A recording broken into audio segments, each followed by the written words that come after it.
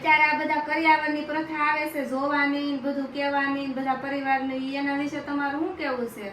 અને મારી અટાણે તો સમય એવો છે, દીકરીઓ આણાવાળીને આવે ને બહુ કે બધા સગા સંબંધીને ભાઈ ભારુને પાડોશીને બધાને બરેકી કરિયાવર જોવા. તો કરિયાવર જોવા આવે બધા તો એમ જોવે કે દીકરી આ નથી લાવી, આણામાં આ નથી લાવી, વોશિંગ મશીનની, કોઈ સેન્ડલની મશીનની, કોઈ બેન્ડરની, એમ નથી જોતા કે દીકરીના માવતર કેટલું પોગે એ પ્રમાણે દે. એની દીકરીને કેટલું દીધું એ જોવે છે, પણ આપણી દીકરીને દીધું ને એ આપણે બહુ મોટું દેખાય છે, પણ એના માવતર એટલું પોગ્યા તો એટલું દે છે, અને આપણે જે પોગી આપણે દઈએ.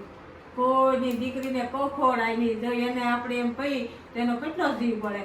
પછી આપણી દીકરી પાકે ઘેર ગઈ હોય તો એના હાવ હારાઈને કે તું એટલું જ લાવી તો એનો જીવ બળે, તો એને આપણે એના માવતર છે એમ આ દીકરી એના માવતરની દીકરી જ છે, તો એવું આપણીથી ન કહેવાય. જો દીકરી આપણે સમજી તો આપણા ઘરની લક્ષ્મી છે.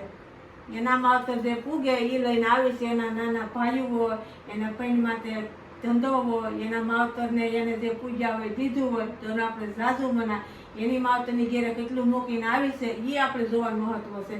એના ગુણ જોવાનું છે કે આપણા ઘરમાં કેવી સુખ શાંતિથી રહે છે અને કેમ બધા એને પરિવારને હાંસવીને રાખે છે એ જોવાનું છે. મારી આપણે કેટલું લાવી અને કેટલું આમાં નથી એ નહીં જોવાનું, એના ગુણ જોવાના, એના ગુણ જોવાના કે એનો સ્વભાવ કેવો છે, ઘરમાં કેવા હાપીને રહે છે, બધાને કેવા પરિવારને હાંસવે છે એ જોવાનું છે. એ વાત સાચી છે તમારે. હા, તો વિડીયો મારો સારો લાગ્યો તો લાઈક કરજો, શેર કરજો, ચેનલમાં નવા હોય તો સબસ્ક્રાઈબ કરજો. આ વિડીયો વિશે તમારું શું કહેવાનું છે તો કોમેન્ટ જરૂરથી કરજો. અને આપણી ઘેરે કોઈની દીકરી આવી છે એ વહુ બની નથી આવી, એ પોતાના માવતરની ઘેરે દીકરી થઈને જ અહીં આવી છે. તો વિડીયો સારો લાગે તો લાઈક કરજો. ફરી મળશું નવા બ્લોગ સાથે. ત્યાં સુધી સીતારામ, જય આપા ગીતા, જય ગીગડા પીર.